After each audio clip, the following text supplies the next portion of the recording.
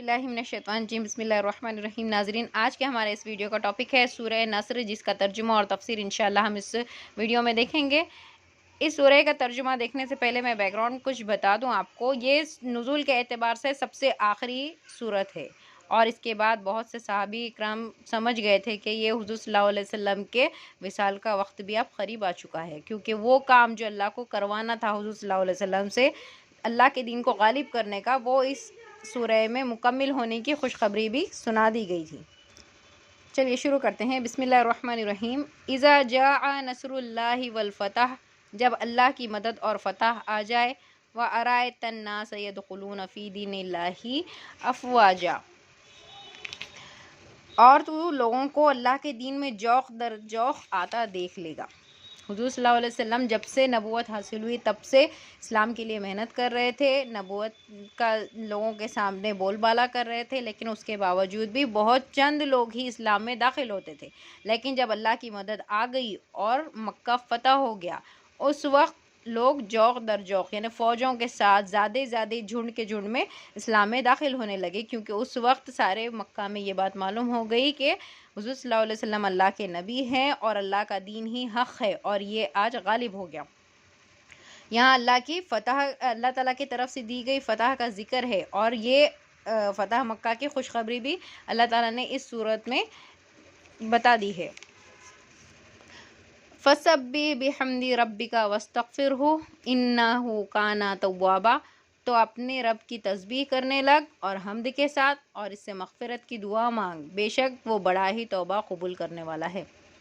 यहाँ हुज़ूर सल्लल्लाहु अलैहि वसल्लम के ज़िंदगी का मकसद हयात जो था, दीन को गालिब करना, एक दीन का निज़ाम क्रिएट करना, इस जगह मुकम्मिल होने का अल्लाह ताला ने यहाँ पे इशारा दे दिया है और फरमा दिया है कि अब तेरा वक्त, तुझे जिस चीज़ के लिए, मकसद के लिए भेजा गया था, वो मुकम्मिल हो चुका है।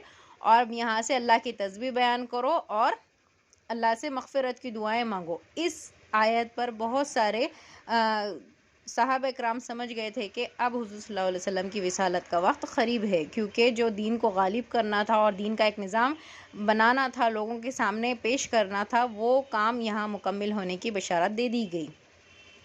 नाज़रीन, इस चीज़ के इसी आयत के मुतनासिबत से ज़ईफ़ी के वक्त या उम्र के इस दौर में ज़्यादातर अल्लाह ताला से मग़फ़िरत मांगना और अल्लाह की तस्बीह बयान करने की हमें एक नसीहत मिलती है। इस्लाम में ज़िंदगी के हर पहलू में किस तरह से इबादत करनी चाहिए, उस चीज़ का भी ज़िक्र बहुत अच्छे ढंग से पेश कर दिया गया है। यानी बच्चा जब छोटा रहेगा तो वहाँ से तालिब इल्मी के दौर में उसे इल्म हासिल करना चाहिए, अल्लाह का ज़िक्र करना चाहिए, अल्लाह के दीन को सीखना चाहिए। जब वो जवान हो तो उसे गालिब करने के लिए कोशिश करना चाहिए, अल्लाह के दीन को नाफिज़ करने की कोशिश करना चाहिए, उसका एक निज़ाम क्रिएट करना चाहिए। और जब उस जवानी के दौर से गुज़र के वो ज़ईफ़ी में पहुँचे या फिर अपने काम मुकम्मिल कर चुके, उसके बाद अल्लाह के सामने मग़फ़िरत तलब करे, अल्लाह की तस्बीह बयान करे और उसके बाद फ़ाइनली अल्लाह की तरफ रुजू कर ले कि अब यहाँ से उसका दुनिया से चलने का वक्त आ चुका है। ये बात इस सूरह से बहुत सारी बातें हमको मिलती है और इसकी बहुत सारी फ़जीलतें भी मिलती हैं। अल्लाह ताला हमें इसी तरह से इस्लाम पर जीने और मरने की तौफ़ीक़ दे। जिस तरह से अल्लाह ताला चाहता है कि हमसे काम करवा कर ले, उस तरह के काम हमसे करवाएं। आमीन सुम आमीन।